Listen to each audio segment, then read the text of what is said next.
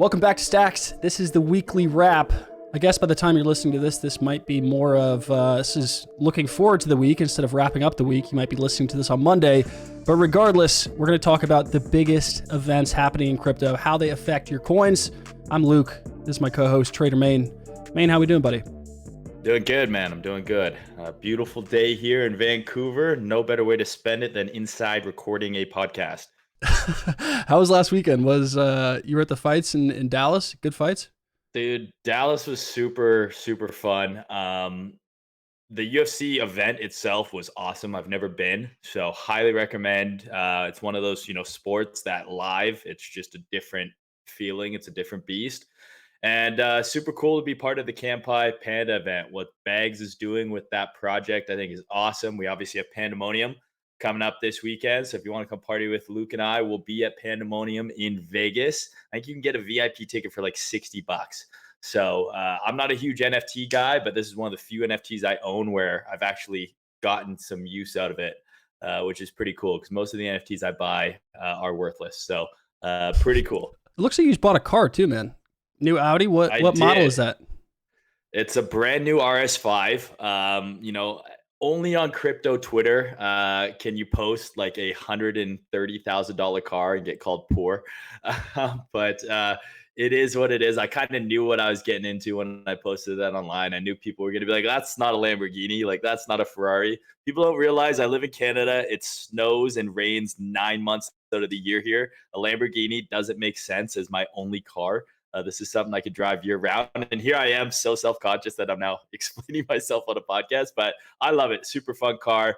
And it's good to take profits, man. That's what you could do with them. You could buy stuff in the real world. Yeah, it's funny. I would never want to have a Lambo. I would never want to have a car that expensive. I had a Tesla two or 3 years ago, and I didn't even like having a car that expensive.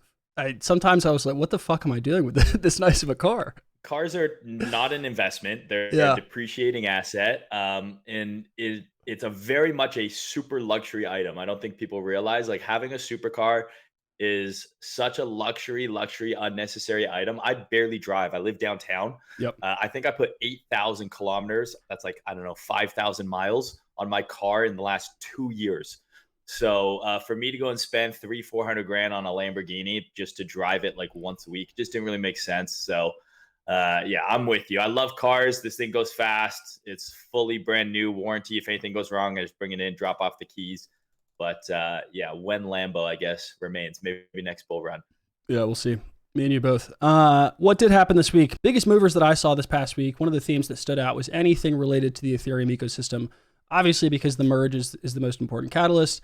But the other side of that is right now there's no new money coming in. So you have, the market can only focus on one thing at a time. And if there's a narrative as simple and as important as the merge, then anything related to Ethereum is going to do well. Things like staking coins, Lido, you had scaling coins, Matic, Optimism was what I was trading.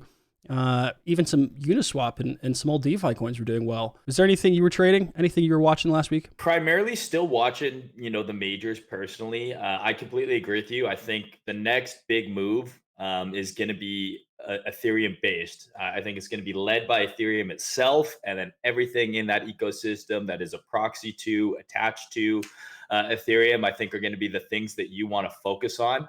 I do think that something that we're going to see, and we'll talk about this later with the Arthur article as well, is Ethereum continue to gain dominance over Bitcoin. And personally, outside of Ethereum, the only other thing that I've kind of been focusing on is actually BNB. A really interesting chart to look at is BNB versus BTC and BNB versus Ethereum. It's one of the very few coins that has outperformed both for a significant period of time. I mean, you're putting your money behind, obviously, Binance and CZ, who we don't know could be the richest dude on the planet. We don't actually know how much he's worth, but we know it's a lot. So on paper, maybe not, but off paper, the dude is flush. So that's another coin that I really like to trade, just in terms of awesome liquidity, trades very cleanly, but also as a coin that I'm stacking long term because I definitely believe in CZ, Binance, and that ecosystem that he's going to make it successful. Yeah, I saw Tree of Alpha or GCR, one of those big traders on Twitter shared the BNB chart, and I hadn't seen it in a long time.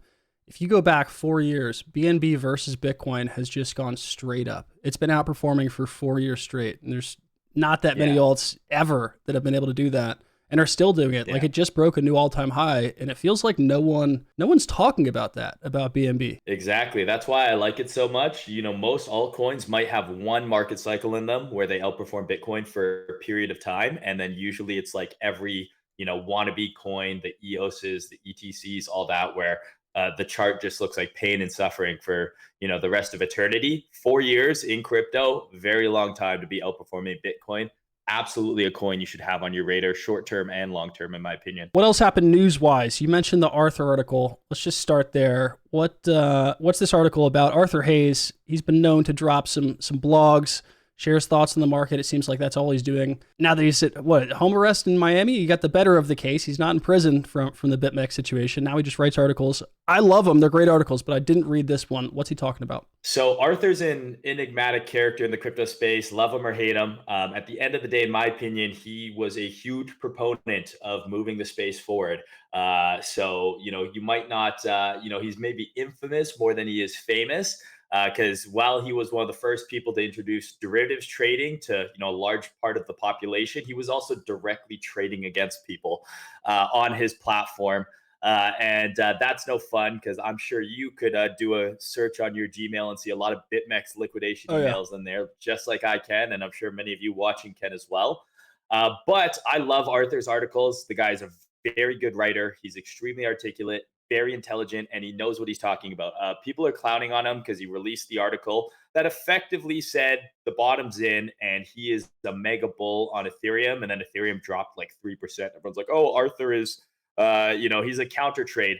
Macro, Arthur's been pretty accurate. When we were at 40 or 50K, he's like, we're going to 20. And then when we got to 20, he said, probably good chance we bottom around here. So usually on the high time frame, the dude's pretty accurate. And this article basically centered around him being mega bullish on Ethereum. He thinks the bottom is in for both Bitcoin and Ethereum. He thinks worst case scenario, maybe we have another dump on Ethereum to like 1,000, but he thinks the low is in. What was the low there? Was it set? Did you guys low 700? Was it 900? I think it's 900. Maybe 800, maybe somewhere in there. Who Yes, knows? somewhere down there. So he thinks that low is in. Maybe we come down and test that area again. But he's bullish. He thinks that buying calls for future dated calls going out into the spring, as well as just buying spot Ethereum here and down is the play. He does believe that a conservative, this was his quote, a conservative value of ETH post merger is 5,000 per, and that's a 5x from the bottom or even more. And he thinks the Fed is going to pivot in the midterms, go back to risk on, turn that money printer back on. Currently quarterlies are in backwardization, so generally that's a good sign if you're looking to long futures. If the quarterlies are in backwardization and you are bullish, that means effectively the future, kind of quoted price is behind the current spot price. So you might actually able to get extra upside by longing future dated contracts as opposed to the current contracts or spot. And I guess the idea with the merger is that he thinks ETH is going to outperform Bitcoin because it's going to become effectively more scarce. That's up to debate. I'm not super well versed on obviously what the ETH merger is going to do and will it be enough. I know this is something that I think there's a lot of FUD around. People think it's not going to happen. People think it's going to fail. Personally, I'm just looking at the chart and last 3 bull runs, buying Ethereum outperformed Bitcoin, in those bull runs. So if that's Arthur's thesis, I don't necessarily disagree with it. 5,000 per ETH. That'd be, even from right now, that's almost still a 3x. ETH is at 1,700 for 5,000 per, and that's sometime in September is when the merge is going to be planned. Everyone's holding their breath whether or not that actually happens, but still a 3x to go. Like that bode really well for ETH. It bode really well, I think, for all these ETH-based tokens. Arthur's come a long way. In the last year, wasn't last year, I guess 2 years ago, he called ETH a double-digit shitcoin, and that's when it did get as low as like $90. And now he's the ETH's biggest bull. Kind of love to see it. I love to see it too. And I mean, I personally am of the mindset, like if you had to buy one or the other, right, and build your portfolio around it, I just think because of what Ethereum does, not just in terms of the coin itself generally outperforming Bitcoin in the bull runs, but the fact that there is, like you said, these entire ecosystems of coins that are based on Ethereum and that oftentimes will outperform everything when Ethereum is doing well. Everything Ethereum related is doing extremely well. I think it's a good bet to make. I'm of the mindset the bottom's not in until the Fed changes their tune and the stock market bottoms. So if Arthur has some information I don't have about, the Fed turning the money printer back on, going risk on because what they're doing right now effectively isn't working, that's all it really takes, right? I mean, Bitcoin and crypto, it's a risk asset. So if risk assets turn around, could be exciting, could be a short bear market. What else happened? There was some Bitcoin news last week. Michael Saylor he's stepping down as CEO, becoming chairman. So he's kind of stepping up. When I first saw this news, my initial thought was, are they going to have to sell their Bitcoin? I imagine everyone in the market thought that. So frantically, I Google, are they going to sell their Bitcoin? Does he now make the decision? Or does someone else make the decision? And it looks like he's still the majority controller. He was the one that decided to put a new CEO in. This was the plan for 4 years. So really nothing changes. And he actually still wants to acquire more Bitcoin. What do you think about Michael Saylor not being CEO anymore? Yeah, I think it's a bit of a nothing burger news. I mean, I think generally we're in the market kind of environment, and the sentiment is that anything that could be even portrayed as possibly negative, people are going to jump on. People are going to write threads and be like, "This is why Michael Saylor stepping down as CEO is bad for Bitcoin," a thread, and then it's just a bunch of bullshit that no one cares about. He's going to remain the executive chairman. He is going to remain the chair of the company's investment board, meaning the person in charge of making all of their investment decisions. And he said he purely is giving up the CEO job. Like you mentioned, this was a transition plan, years in the making. And anyone who knows anything about how large corporations work, these are decisions and things that take oftentimes months to years to go down. You don't just step down as CEO and replace.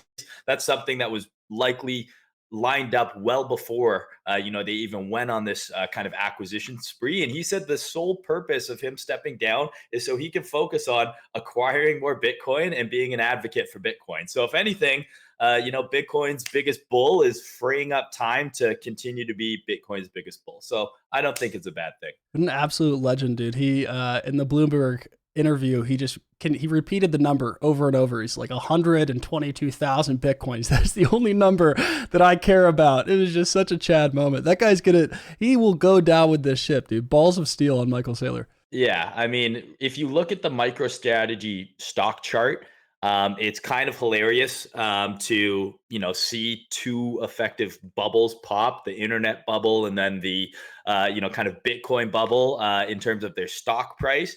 But over the last 24 months, their stock price has gone up 100%. They're an enterprise software company. They're outperforming other companies in their kind of quadrant, their competition, I guess you could say. At the end of the day, if the goal of a company is to provide shareholder value, the stock price has gone up. Maybe the chart's not so pretty. Maybe you think the guy's crazy, but he's made money for his investors and he's made money for us at the end of the day as well, because even now, Bitcoin is still trading, 5x higher than it was in 2018 before we even heard of the guy. Hard not to respect it. What else? Yeah. What else do we have? Another piece of bullish news. Well, somewhat bullish. I guess you could spin it and say it's ultra bullish. It looked like Blackrock, largest asset manager in the world, I think they manage about $10 trillion, is partnering with Coinbase, offering their clients access to Bitcoin and to crypto. Do you think we see any impact immediately? Because when I see this news, I just think back of when Fidelity got on board, when JP got on board. I think it's all great long-term, but what we've seen in the past year or two is these institutions and these TradFi, this money, is so skittish. Whenever macro is bad, whenever risk assets are bad, whenever stocks are down, they don't want to touch this stuff. Now, when it all comes back, I think that this kind of catalyst does have a serious impact, that we could see sustained inflows.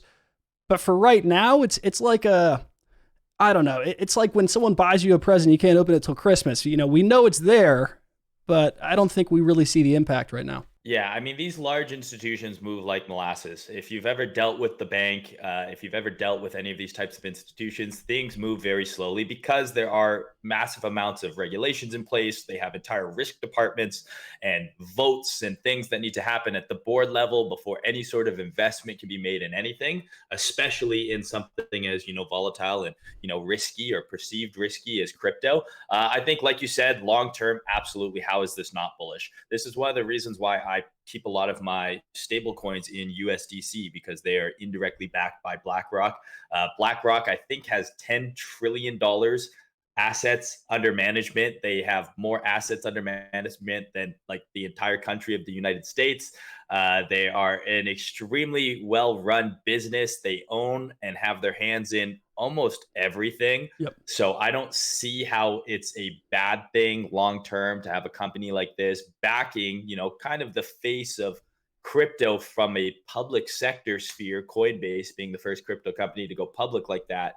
I don't think it's a bad thing at all. Do I think we see an immediate reaction in price? Probably not. I don't think this is some new influx of buyers that are going to be coming in buying billions, but I do think long term, from an infrastructure perspective, just making it, like we hope, more public appeal into the validity of crypto and as an asset class. I think it's a good thing. But Yep. like, is price going to 2x tomorrow because of it? I don't think so. One thing that did 2x though is Coinbase's shares. They doubled Yes. since Cathie Wood sold it. So the timeline on how this went: Cathie Wood, manager of ARK Invest, pretty serious hedge fund. Yeah, legendary investor, legend for different reasons on Twitter. She sold Coinbase at the bottom. She's been a big believer in crypto. She's got a lot of things right over the past 5 years, but she's obviously a big believer in crypto. Sold Coinbase in the past month or so, and then this BlackRock news comes out, and Coinbase has doubled. I mean, I guess legendary investors sell bottoms too. It happens to all of us. Yeah, all I can say is ouch. I mean, if you're in crypto, you've done that, right? You've sold the bag at the bottom and then see it go up after. So, like I said before with Elon, in the last episode, one of us, Cathie, you're one of us. You fumbled the bag. You held that thing all the way down from massive highs. And what I can only assume for you, based on when you got in, were massive multiples.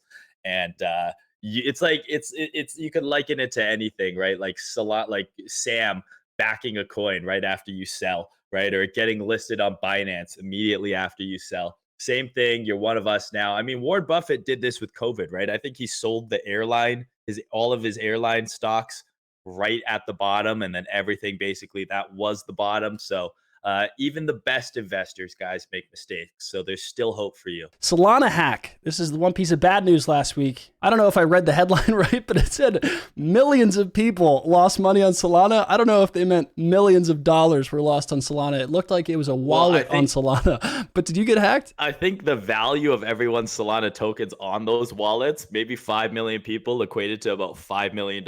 There you go. I checked my Phantom wallet and I think I had like $32 on there.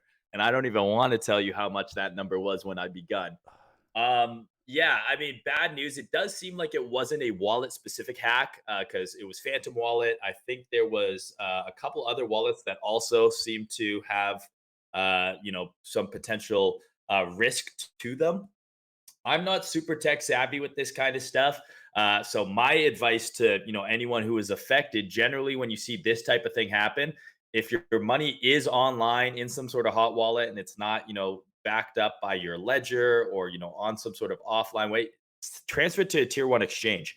I think that would be probably the safest thing you can do. Obviously, revoke all permissions, anything that you've interacted with, web apps, things like that.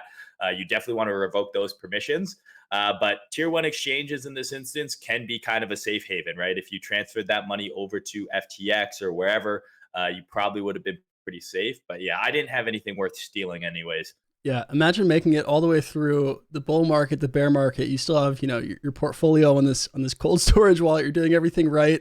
You have some NFTs, and then you get hacked. Like getting hacked in a bear market is so much more painful. I mean, even if you have a small amount, you have $10,000, you can run it back up. Everyone in crypto has done that from a small amount of money, turn it into a big amount. To get hacked because you minted some, crypto raccoon dick butt, I couldn't imagine, dude. My heart goes out to all the Solana holders with $10 in their wallets. That's a tough one, but again, OPSEC, security, all that stuff, supremely important. And again, it's like you can't really trust some of these wallets and apps and things that slip by. I mean, we're seeing hacks and exploits on very high level, kind of things within crypto. So if you're dealing with something that seems like it might be even remotely shady, absolutely, protect yourself. Like if you're buying some random bullshit, like at least personally during the bull run, I had multiple wallets where I was like, okay, this seems like a little sketchy, so I'm going to transfer funds to this wallet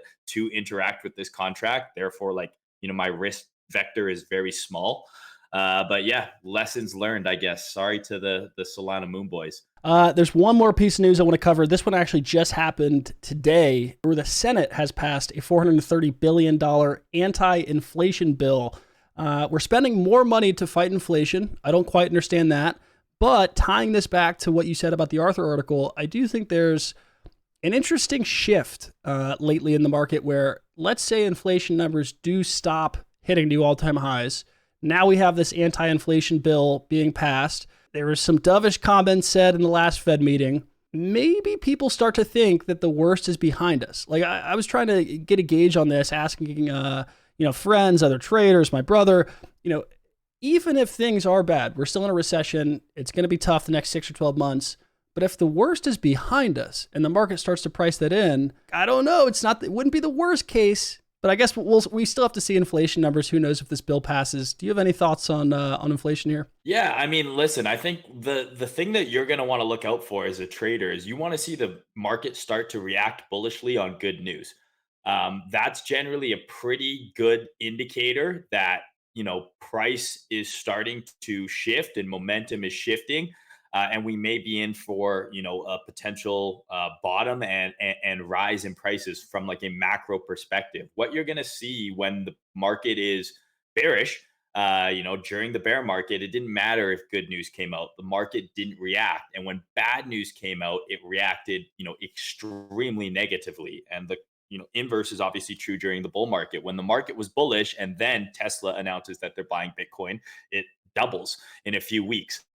So these are going to be the types of things you want to look for. I think you want to pay attention to that news and say, okay, if this passes and numbers start to look good, do we see that reflected in the market itself? I'm a believer that news generally brings in volatility, but the direction is already going to be kind of apparent on a high time frame. You're going to say, okay, well, this was good news and this was a catalyst, I guess, for the price to go up, but it was already kind of starting to look bullish. So Right. I would love to see inflation go down. Again, I'm with you. I don't know how passing a bill for $4 billion 430 million. Sorry, 430 million helps inflation go down. I mean, they did just send another billion to Ukraine. Oh God. So I don't really know. As a Canadian, I'm not 100% as fluent in what's going on in the U.S. government, but it's kind of crazy to me what's going on here, at least. And we kind of mirror what you guys do down there.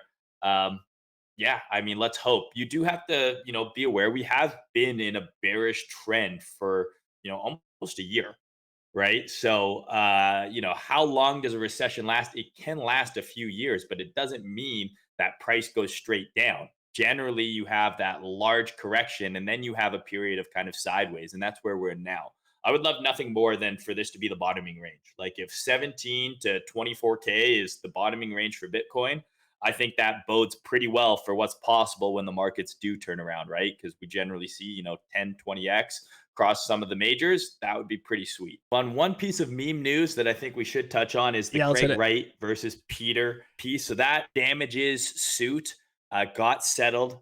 Craig Wright, who may or may not be Satoshi Nakamoto, I'm saying may or may not because I also don't want to get sued and lose the massive sum that Peter lost, which is $1.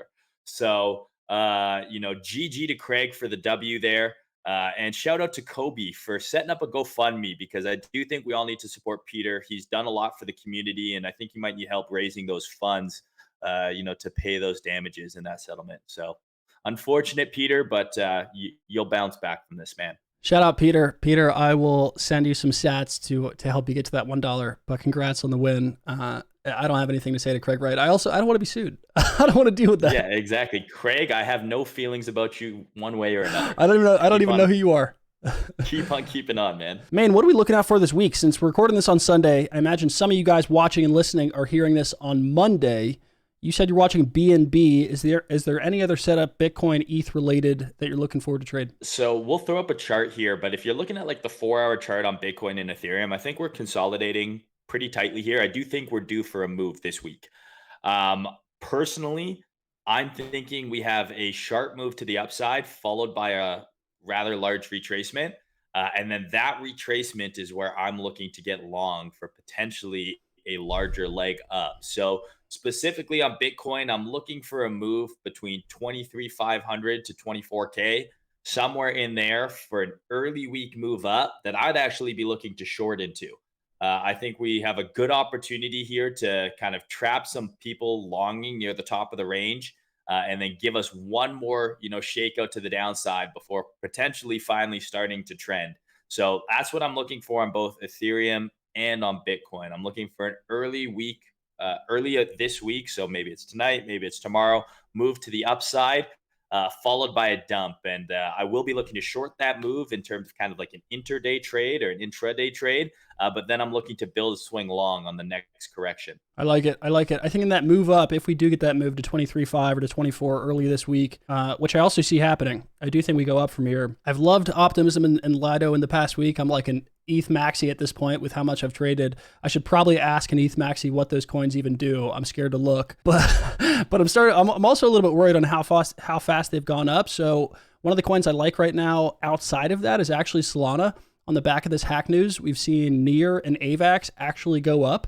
I know it's not layer one season yet. I know that ETH is going to be the focus, but like all those layer ones sold off a ton. And when NEAR and AVAX are able to pump, Solana didn't because it got hacked last week. I think that Solana joins that eventually. We have a very short memory span here in crypto. I think people are going to forget about the hack. Maybe Sam starts buying. I don't know, but it's the one layer one that has not pumped yet. That thing could go 10 or 20%. And it would be equal to whatever everything else has moved. So I don't think that's a crazy expectation to have. I like the Solana setup. I do think that's worth looking at. Yes, I'm shilling my bags. No, don't go out and buy it because I'm shilling it. But that's what I'm looking for. Buy them. No, I mean, listen, if you're looking like as a trader, if you're trying to trade altcoins especially, and you're saying, okay, NEAR, AVAX are pumping, you want to look for the laggards, right? Yep. And considering the fact that there was a hack on Solana and it didn't implode, I actually think is a bullish sign, funnily enough, because someone, I think I was doing a stream on Monday and someone was like, well, the Solana hack happened, look at the chart. And I looked at the chart, I was like, I never would have guessed that this had an exploit based on how the chart looked. It didn't look that bad. So I do think that if you're looking to play a laggard, a good thing to do is look at Solana versus BTC versus ETH, maybe versus some of those other altcoins like NEAR that you mentioned, and see if there might be a setup forming there. Because if there is, and that's looking like one of those kind of cross pairs is flipping bullish, that's when you're going to get that catch up move on the USD pair. Which, like you said, 10 to 20% can print very quickly. Sprinkle in a little bit of leverage, you got yourself a nice trade. There we go. That's what I'm looking for. Careful on the leverage for everyone listening. But yeah, that's what we're trading this week. That's the news from last week. Mayne, I guess I'll see you in Vegas on Friday. We might be doing this. Live, depending on when you get in. Yeah, might be doing this live, which I think would be fun. Also, I want to give a quick reminder to everyone watching, listening. Thank you guys for tuning in. I asked last week, we asked for some name submissions. This name is still the weekly wrap. It's not going to be the weekly wrap for forever. And we asked for you guys to submit us names, which was great because we got so many damn submissions. The problem is there was just way too many submissions. So we need another week to review, and we also just didn't see anything we liked. We went through them. We didn't see anything. So if you're watching and you have an idea, if we don't want to call this the weekly wrap, drop a comment on YouTube. Let us know what you want the name to be. When we pick it, I'll send you a couple $100 in Bitcoin. I think Mayne will do the same. We need a good name for the show. Someone give us a good name. Please make serious suggestions. As much as I appreciate all of the different ways you guys can make puns about my neck, we're not going to pick one that has anything to do with my neck or Luke's neck. So they're funny. I will give you a like, but if you want some actual money and potentially, actually help us name this thing, send us some serious suggestions. We'd love to see them. Yes, we would. All right. That's all we got. I'll see you in Vegas on Friday, man. Peace, man. Sounds good. Thanks, guys.